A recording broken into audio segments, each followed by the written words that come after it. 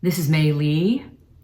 This is not the usual Mei Lee show episode, and I'm almost reluctant to do this. I had to think about this a little bit, but I feel compelled to talk about this now because of what's happening with this coronavirus.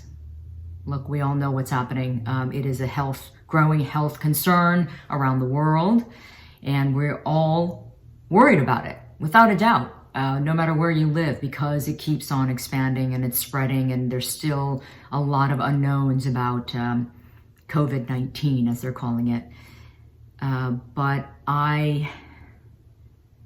look at this. I don't even know how to even begin this. And for those of you who are watching on video, I'm looking at the camera, which is unusual. I usually don't do that during my podcast because I have a guest who I want to have an intimate conversation with. So I try to ignore the camera, but this time it's just me. And I think this is important to address it directly. For those of you listening via audio, just it'll be the usual, you're listening to my voice. So let me try to be as clear as I can be.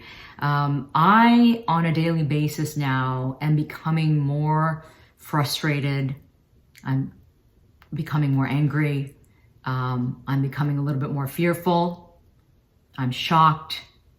I'm outraged. I'm disappointed because of what is happening as a result of this panic over coronavirus. I talked about this before on an episode of the Mei Lee Show about the racism that's being triggered against Asians around the world as people are looking to blame somebody. We all know that COVID-19 first came out of Wuhan, China. And so that's a fact. But now, because of that, people are using that as an excuse to be overtly racist against Asians all around the world, regardless of their affiliation to China or anyone affected by the virus. So every day now, I'm reading or hearing about some sort of assault against someone of Asian ethnicity. Doesn't matter where they're from or if they've never stepped foot in China or any of the affected countries. And by the way, more and more countries are being affected. So it's not just an Asian problem, as a lot of people like to see it. And I personally feel like I have PTSD because I grew up with so much racism, in the 70s, 80s, into the 90s, honestly, for several decades. And now it's sort of coming back with a vengeance. Well, I guess I shouldn't say coming back. It's always been there, but now it's like the Pandora's box has been open, with coronavirus being the excuse to let all of these demons out and give permission to people to now overtly be racist verbally, but even worse, physically. And I'm pissed. I'm upset. I'm pissed. I'm worried for everyone. And I want people to be vigilant. And I hate to say that. I hate to say to you, you need to be careful now. You need to be more careful. You need to look behind your back. You need to pay attention. But unfortunately, that is the case because of what's going on around the world. I myself now think about when I go somewhere, a store, I walk into a store, are people going to look at me twice? I never used to think that, at least not in recent years. I never thought about that. But now, just today, I walked into a store in the morning before I went to record another podcast, and it was a bagel shop. And I walked in and I was thinking to myself, are these people in this store going to look at me thinking, I have the virus or I might be sick? It's a really horrible feeling. It's a very unsettling feeling. It's a feeling of being very vulnerable, makes you feel again, I say you, me, it makes me feel again like I'm the other, or possibly am being looked at as the other. And I know a lot of you out there can relate to this because this is what's happening. So some of the incidents that have been happening, there was a Korean interpreter in the Netherlands. She was apparently riding her bike. Two men on a scooter yelled out Chinese, and then the man sitting on the back of the scooter tried to take a swing at her. Fortunately, she saw it coming, so she swerved, almost crashed her bike. She didn't, but she knew that if she hadn't swerved, she would have been punched right in the face and probably would have sustained some serious injuries. In the UK, a Singaporean student said he was beaten up by a man who yelled, "I don't want your coronavirus in my country." This student was punched to the point of suffering multiple fractures to his face. Surgeons say he might require reconstructive surgery. There's a photo online of him and his injuries. Police are calling this a racially aggravated assault. You think? A 24-year-old tax consultant from Thailand was attacked and robbed by teenagers yelling coronavirus. This is also in Europe. In Italy, one of the countries the virus has hit the hardest, a Chinese-Italian activist said misinformation about anti-immigration politicians has fueled assaults on people of East Asian descent and boycotts of Chinese businesses. Again, another story from Europe. One person who said they suffer from asthma. They were followed by a group of male teenagers yelling diseased Asian and Corona Asian. Another person said a man pushed them off a bicycle while they were biking to a club with some friends. They asked the man why, and he responded, "You're Chinese. All Chinese people have the coronavirus." In New York City, a man was having a cigarette, an Asian man was having a cigarette out on the sidewalk, and all of a sudden a bucket of cold water is thrown at him, soaking him from head to toe. And then somebody was recording this on their smartphone, laughing their asses off while this was happening. But the man fought back. He started chasing after the guy who threw the water. They start getting into a physical tussle. And this guy, whoever's recording it records the whole thing. So this is all online. And then there was an incident on the Philadelphia subway a few days ago where some young Asian kids, I don't know, I couldn't tell, maybe they were like in their early 20s. They were riding on the subway, and then all of a sudden a mob started attacking them, just beating the crap out of them. There's a young woman there too. So one of the Asian guys very bravely covered her to protect her from the beating. And again, this was all videotaped. I don't know what the hell people are doing when this stuff happens. They just stand around. Where's your humanity? You think this is okay? You know what I find interesting though is, yes, again, this started in China, but it's spread throughout the world. And viruses, they're not racist. They'll get anyone, right? This is a growing problem in Italy as well as Iran and other places. But I don't see people beating up and throwing racial slurs at Italians. So why is it okay to beat up and make fun of Asians? So, and then what's making things worse is the media. And listen, I'm part of the media, but I am going to now go off on the media because I have noticed this and now people are writing about it. Thank God that people are also noticing this, but I am going to, remind people that they need to be a little bit more responsible. The media does.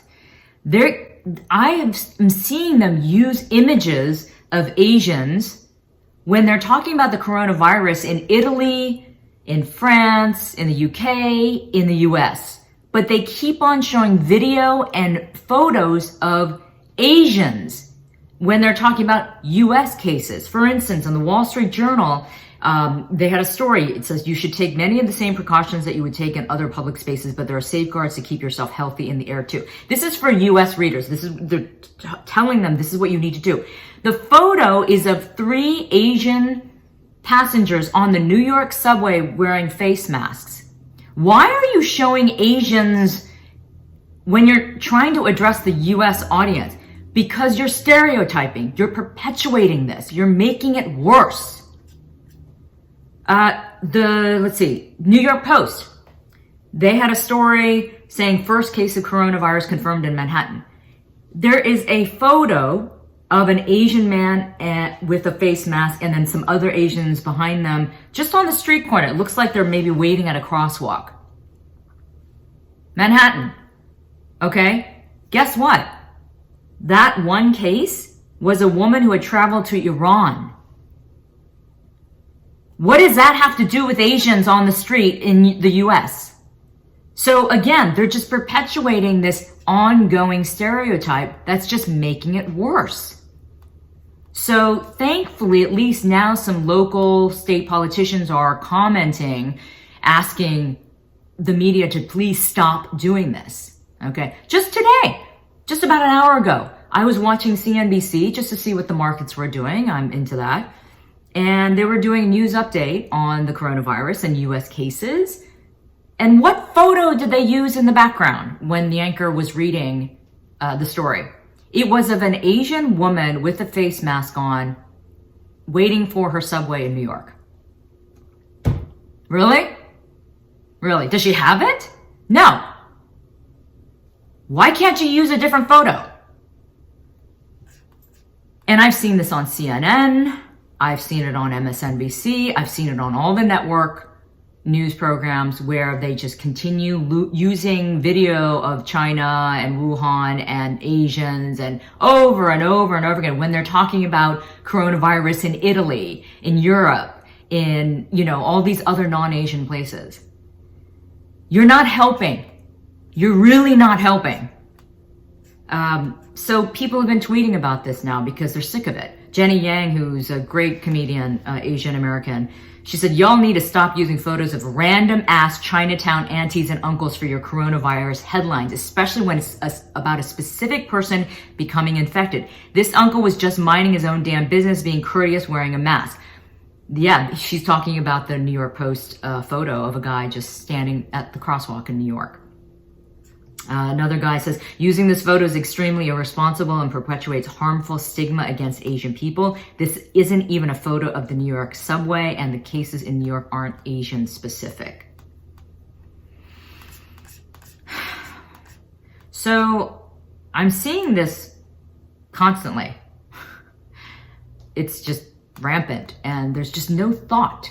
I hate to say this about my own industry, but there's still such a lack of sensitivity about how certain stories are covered. And I hate to say this, but I think that when it comes to Asian-related stories and people and communities, I really think there's a lack of sensitivity, and also the media often just sort of brushes us off because they think we're not going to say anything. Our community, Asians, we won't complain, we won't push back. And so they take less care, maybe, in putting together images and, seeing if it's relevant or not. We've seen these mistakes happen before in other ways, where they get names wrong, they mix up photos, they don't care. So, but this is dangerous, right? It's one thing to mix up the photos of 2 Asian celebrities. I mean, that's bad, but that's not going to kill anyone. It's not going to get someone hurt. This is going to kill somebody, or it's definitely getting people hurt. Okay. So this is a totally different level of responsibility that is not being met. So I'm pissed. And I'm nervous. I don't like feeling this way. I don't like thinking twice about going somewhere. And I mean, it's not going to stop me. It isn't going to stop me. But what I don't like is that right before I walk in somewhere or go somewhere, this thought is entering my mind now. Do you know how that feels? For those of you who maybe aren't Asian and listening, and I hope you are, because I think this is a kind of message that needs to get to people beyond the Asian community, because those of us in the Asian community, I think we all know what I'm talking about and the way we're feeling. But for those of you who are not, I hope you can have some empathy, because it sucks. It sucks that we're being made to feel insecure like this and worried for our safety. That's why I want to tell people to try to be vigilant. You need to be more aware. Be more aware of your surroundings, and just be careful. I know I'm going to, and I have been a little bit more careful, and just, paying a little bit more attention. So here's where I'm going to get a little bit more practical, though. I want people to just know what we need to be doing from a health perspective so we don't keep freaking out. I had posted something on the Mei Li Show Facebook page, and I thought it was extremely helpful, actually, because these were practical tips that this doctor who, James Robb, and here's his description. He said, as some of you may recall, when I was a professor of pathology at the University of California, San Diego, I was one of the first molecular virologists in the world to work on coronaviruses, the 1970s. I was the first to demonstrate the number of genes the virus contained. Since then, I've kept up with the coronavirus field and its multiple clinical transfers into the human population. Example, SARS, MERS, from different animal sources. The current projections for its expansion in the US are only probable due to the continued insufficient worldwide data, but it is most likely to be widespread in the US by mid to late March and April. Here is what I have done and the precautions that I take and will take. Okay? And he says these are precautions that everyone should take regardless of coronavirus, because we have flu. Flu season is, as we now very well know, has more fatalities every year, is very contagious. Okay, so I'm just going to go through this list, folks. All right. And if you want to read and if you want to save this, go to the Mei Li Show Facebook page and you will see this post as well. All right. No handshaking. We keep hearing that. No handshaking. Use a fist bump, your elbow, or just wave at somebody. All right. Use only your knuckle to touch light switches, elevators, other buttons. Sometimes I'll use my elbow, but not with your fingers and your open hand. Okay. Open doors with your closed fist or hip. And what they mean by that is if you're pushing. Obviously, when you're pulling a door, you want to cover it. Sometimes I'll take my jacket if I have one and just use that. But yeah, don't use your hand. Okay. Use disinfected wipes at the stores when they're available, including wiping the handle and child seat and grocery carts. I was doing that anyway before the coronavirus. Anytime there was a handy wipe that was at where the carts were, I always took one to wipe. Just because you don't know what people are doing with their hands. It's disgusting.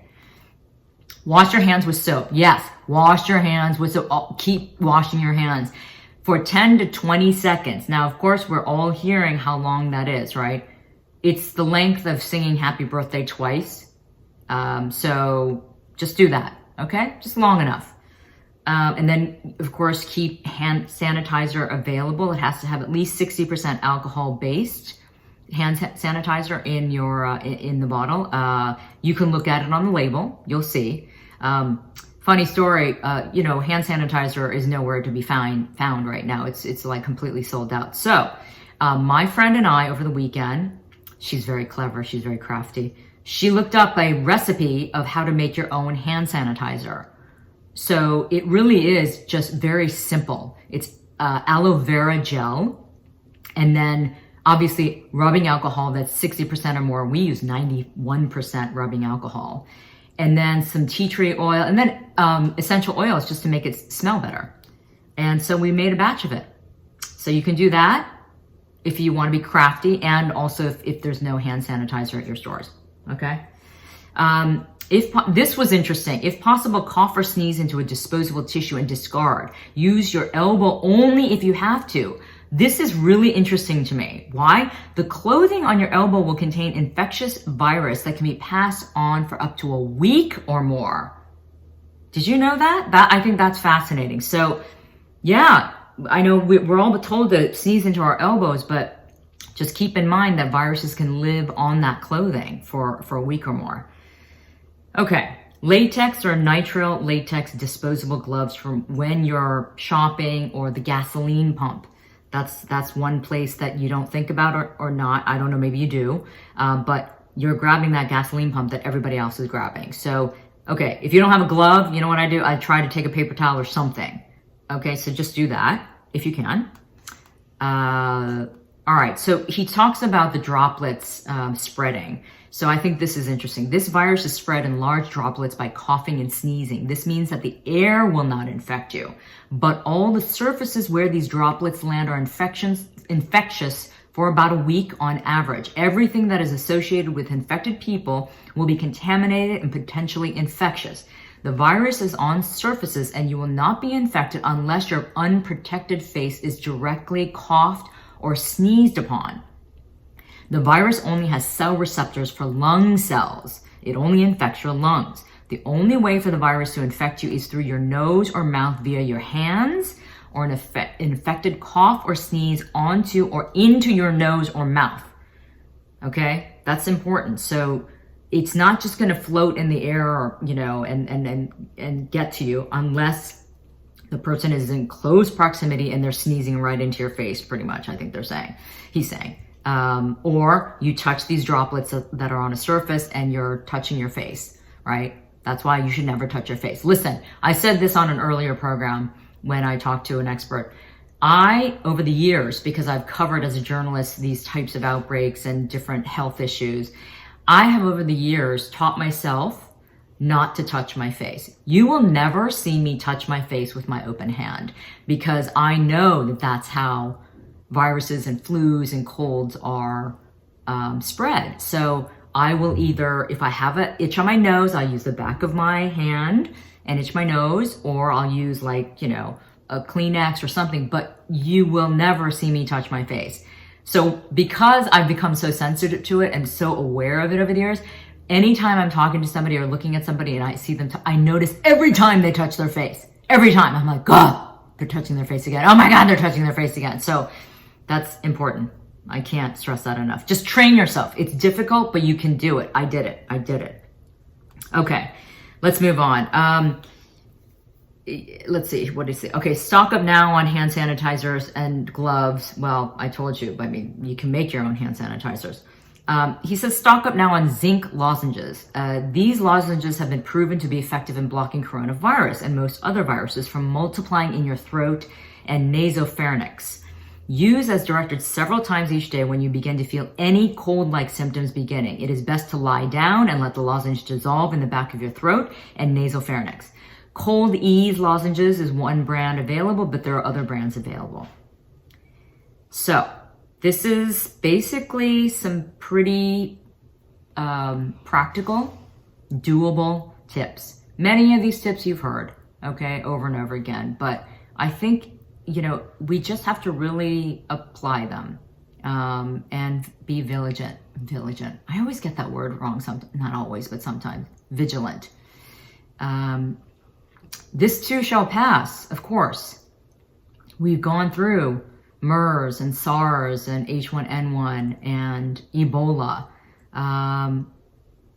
But the reason why I wanted to speak up about this again, and from a personal point of view, is that I see the worry and concern, I see the fear, and I see the violence that's being provoked by this particular virus, because it is so global and because we're still unsure about the nature of this particular virus, and because they're still working on a vaccine and, you know, medication and all of that.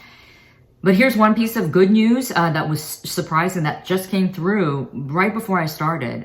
Apparently a 90 8-year-old woman in Wuhan, China, was just cured I say cured, she got over the virus after being treated very aggressively. Apparently she had a very high fever when she was brought to the hospital, and they treated her with a lot of antiviral medication very, very aggressively.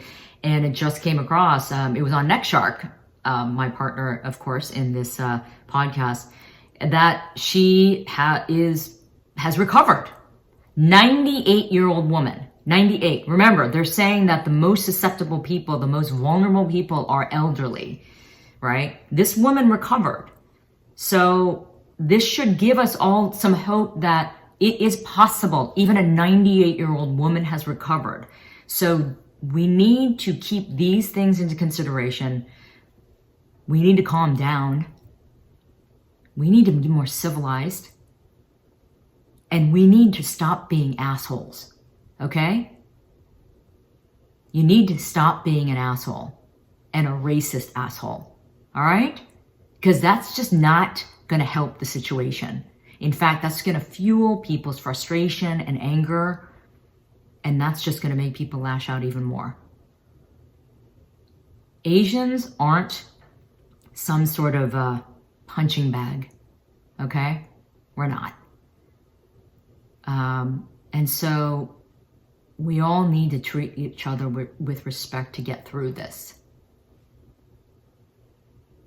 I know the coming days are probably going to get harder. I hope not, but I'm prepared for it.